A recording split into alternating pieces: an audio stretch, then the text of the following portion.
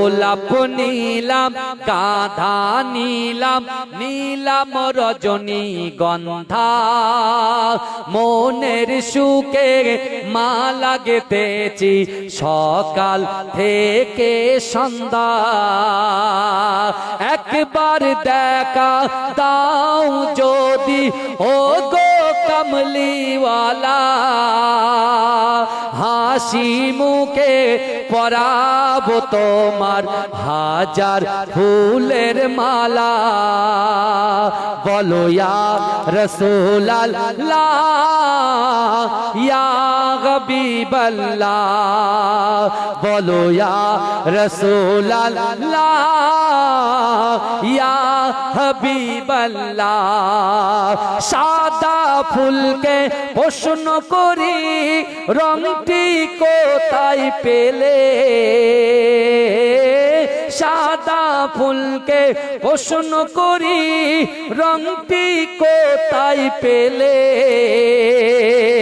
নবীজির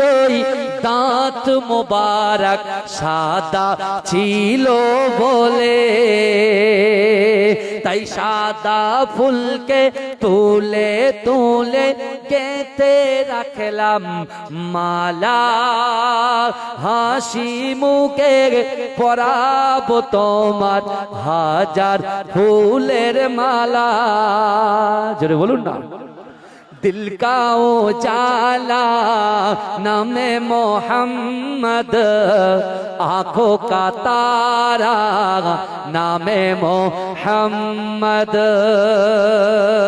जन्नत के पातों पे अर्शे उला पर हवा ने देखा था नामे मोहम्मद जन्नत के पातों पे अर्शे उला पर आदम ने देखा था नामे मोहम्मद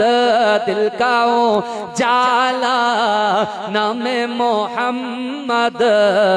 आँखों का तारा नामे मोहम्मद আমার এই মনেরও সেই কামনা সোনার মদিনায় আমার এই মনেরও সেই কামনা সোনার মদিনা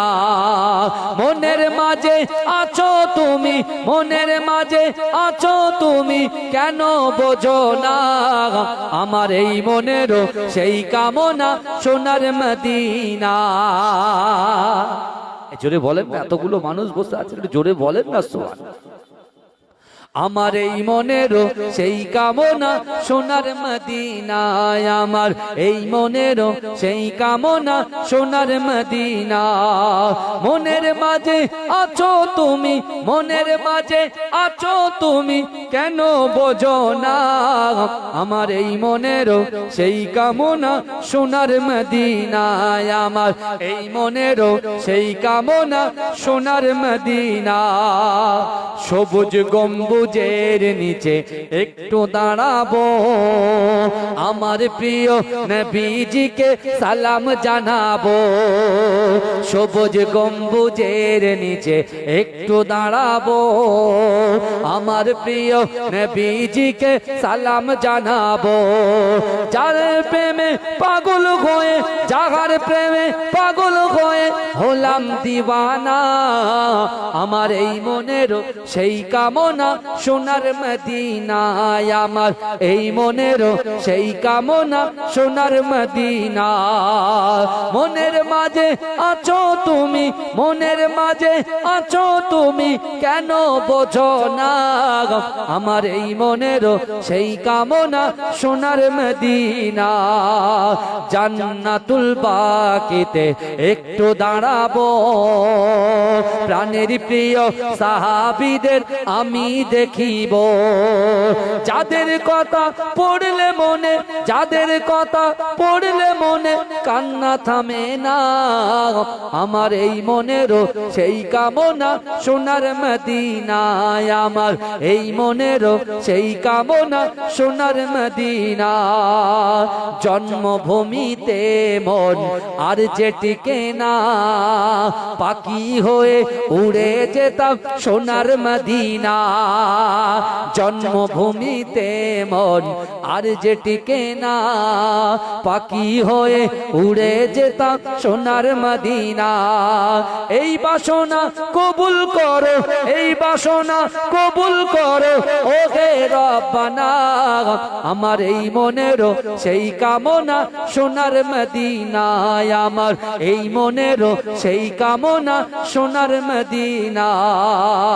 মনের মাঝে আছো তুমি মনের মাঝে আছো তুমি কেন বোঝো না আমার এই মনেরও সেই কামনা সোনার মদিনা আল্লাহুম্মা সাল্লি আলা জোরে জোরে পড়ো জোরে জোরে পড়ো আমার ভাইরা যে কথা আমি আপনাদের সম্মুখে বলছিলাম যে আল্লাহর রাসূল সাল্লাল্লাহু আলাইহি ওয়াসাল্লাম নিজে তিনি কবরের কথা বললেন অর্থাৎ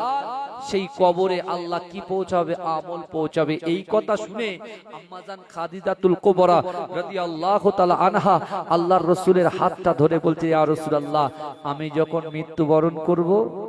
এই শুনছেন আম্মাজান খাদিজা বলছেন যিনি 40 মণ সোনা ইসলামের জন্য দান করে দিয়েছিলেন জোরে বলেন জোরে বলা যাবে না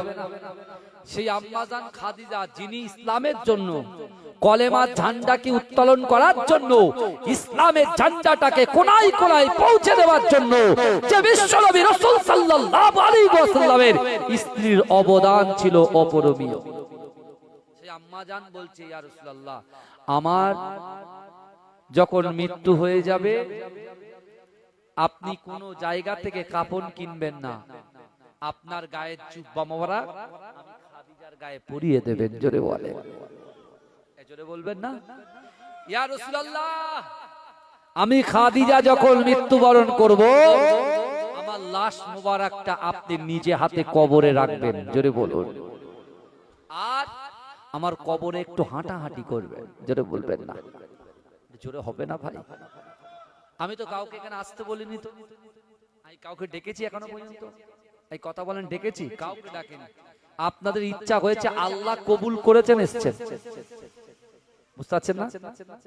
আল্লাহ আপনাদেরকে কবুল করেছে আপনার নিজের ইচ্ছা কেউ আসেননি আমাদের ক্ষমতা নাই এখানে আসা সেরকম ইবাদত বান্দেগি আমরা কেউ করতে পারি না হুজুরও করতে পারে না আপনিও করতে পারেন আমরা যখন আঙুল তুলি না আঙুল আমাদের নিজের দিকে থাকে এটা মাথায় রাখবেন কি বুঝলেন ইসলাম মানে শান্তি কোরআনে কি বলছে দেখে এ কোরআন কি বলছে দেখে ও আম্মা সাইলা ফালা তানহা আল্লাহ বলছে যদি কোনো ব্যক্তি কোনো মানুষ যদি কোনো মানুষের সামনে দাঁড়ায় তার হাতটাকে তোমরা খালি হাতে ফেরত দিও না জোরে বলে এখানে কোনো ধর্মের কথা বলেনি সে যেই হোক আপনি খাঁটি মুসলমান তখন হবে একজন হিন্দু একজন মুসলিম একজন খ্রিস্টান একজন শিখ একজন ঈসাই একজন যেই হোক না কেন যদি তোমার বাড়ির সামনে এসে দাঁড়ায় তাকে তুমি ক্ষতি করবে না তার হাতে কিছু দিয়ে দেবে জোরে বলুন না সুবহানাল্লাহ এর নামই হচ্ছে ইসলাম আমরা এটা তো অপব্যাখ্যা করি এই আমার রাসূলুল্লাহর দরবারে একজন গায়ের কম একজন ইহুদি ব্যক্তি এসেছিলেন এসে বলছে শোনো মুহাম্মদ আমি তোমার কাছে কোরআন শুনতে আসিনি হাদিস শুনতে আসিনি তোমার হাতে হাত দিয়ে কালেমা পড়তে আসিনি হয়তো ওমরে ফারুক বলছে এত বড় কথা ওমর হুজুর বলে এত বড় কথা সবে মক্কা থেকে মদিনায় এসেছি আর আমার রাসূলুল্লাহর নাম ধরে ডাকে মুহাম্মদ বলে ডাকে তরোয়াল বার করেছে তাকে হত্যা করবে আল্লাহ রাসূল বলছে ওমর খামোশ হো যা ইন্নাল্লাহা মা'আস সাবিরিন ধৈর্য ধরো সবর করো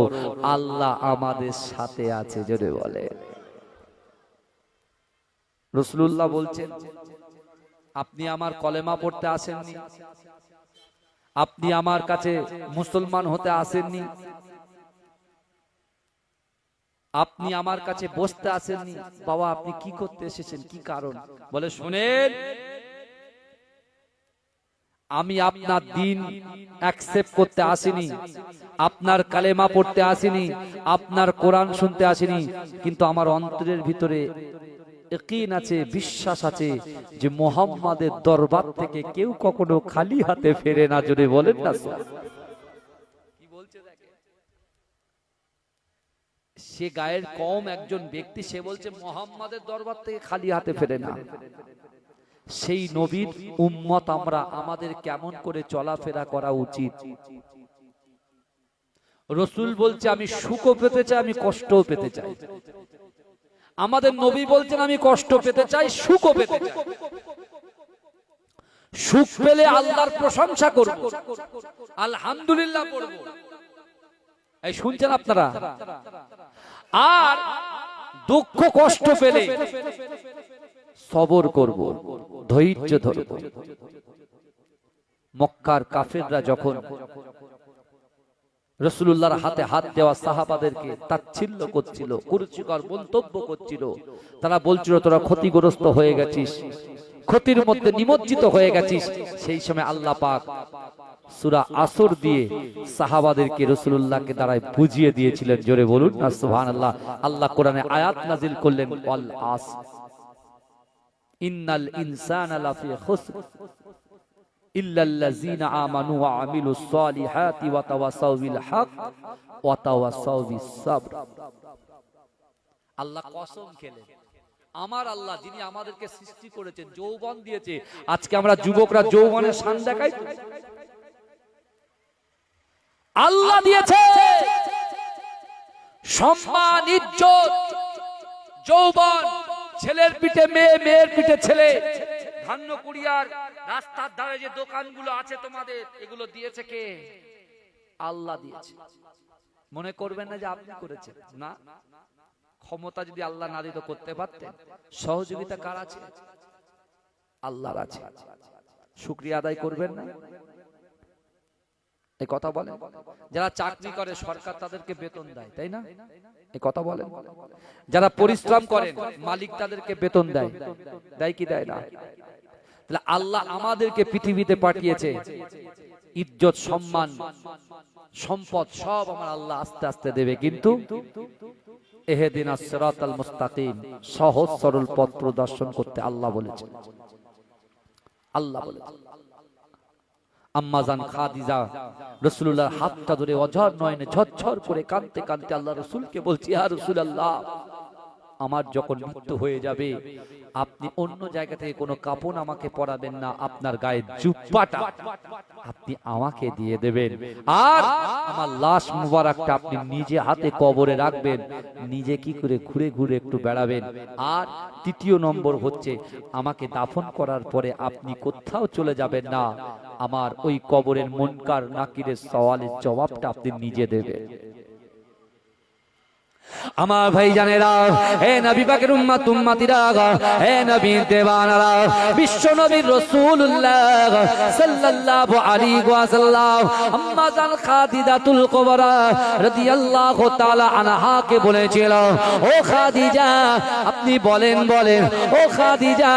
আপনি বলেন বলেন, না না না, আমার জুব্বাটা যদি আপনাকে কাপন হিসেবে পরিয়ে দেওয়া হয় তাহলে আপনার কি উপকার হবে? ও যুবকেরা, আম্মা জান খাদিজাতুল কুবরা রাদিয়াল্লাহু তাআলা আনহা অঝর নয়নে ঝরঝর ঝরঝর করে কাঁদতে কাঁদতে আল্লাহর রাসূলকে বললেন, ইয়া রাসূলুল্লাহ, হাবিবাল্লাহ, আমি খাদিজা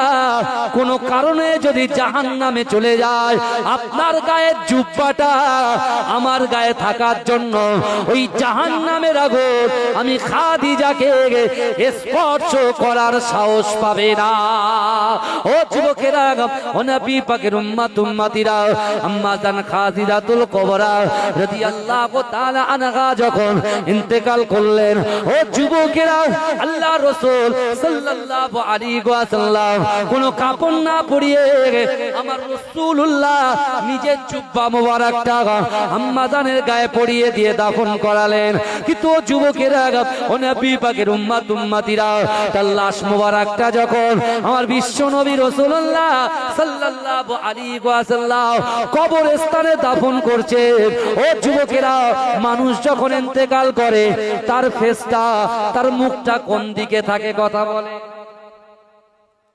পশ্চিম দিকে থাকে, তাই না? মানুষ যখন মরে যায় তার মাথা কোন দিকে থাকে? মুখটা পশ্চিম দিকে থাকে, তাই না? কিন্তু আমার ভাই জানেরা, হে নবী পাকের উম্মতিরা, হে নবী দেওয়ানারা, বিশ্ব নবী রাসূলুল্লাহ সাল্লাল্লাহু আলাইহি ওয়াসাল্লাম আম্মাজান খাদিজাতুল কুবরা রাদিয়াল্লাহু তাআলা আনহাকে যখন দাফন করলেন, কবরস্থানের ভিতরে দিলেন, ও যুবকেরা, আমার রাসূলুল্লাহ যতবার আম্মাজানের মাথাটা, আম্মাজানের ফেসটা পশ্চিম দিকে দিতে চায়, পশ্চিম দিকে যায় না, সোজাসুজি থাকে, আসমানের দিকে ফেসটা থাকে। ও যুবকেরা, আমার রাসূলুল্লাহ নিজে ঘাবড়ে গেলেন। ও